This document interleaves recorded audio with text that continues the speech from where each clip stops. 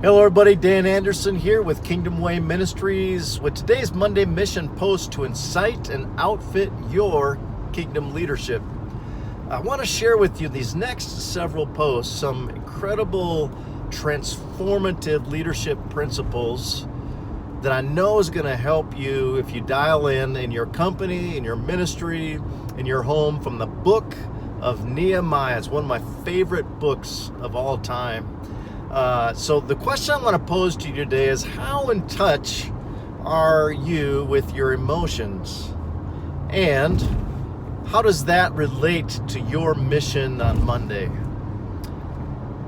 Emotions are a powerful thing and they're God-given. And here's what my premise is. My premise is that oftentimes we cannot be in touch with understanding and fully stepping into and owning the emotions that we experience. And when we don't do that, we miss out on incredible things that God may be trying to clue us into through those emotions about our mission.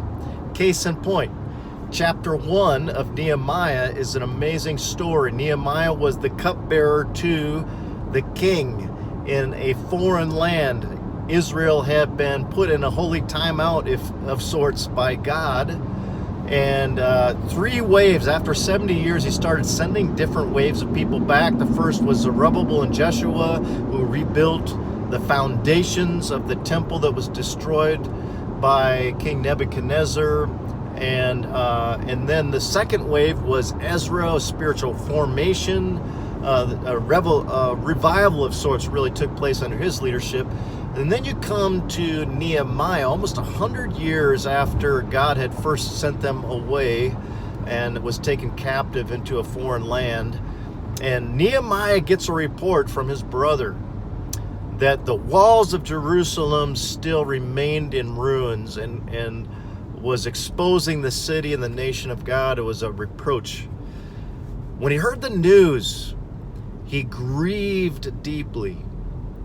He felt the fullness of emotion, and that emotion of grief and what should not have been the case wrecked him. And you could tell that there was a period of maybe 2 months or so where he just went into prayer and mourning. And through that time, my friends, God indicated and communicated to him that he was going to be tapped by the Lord Almighty to go back and rebuild that wall while still remaining in the king's service. He was sent as a governor. So here's my point.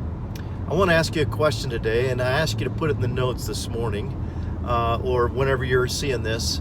What makes you sad, mad, or glad? Take some time to think about that today, or even right now. What makes you sad, mad, or glad? Even take time to journal on that. Why? Why is that so important? Number one, it's great to own and process that emotion. And number two, oftentimes our emotions are God's clue to dial us into something he wants us to be or to do differently.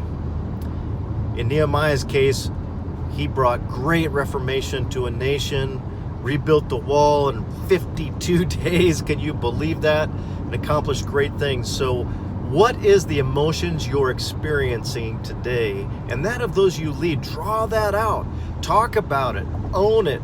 For the negative emotions, use that as the dashboard light on your car that signals you got to pay attention to this or something's going to break down in your life. And share that in the comments below, or even if you noodle on this and pray on this and journal about it. I'd love to hear what God speaks to you from it. So I hope this encourages you today. Have a great week. Don't forget to seek to make him famous as you make your work and ministry one. Have a wonderful day and blessed week. Take care, everybody.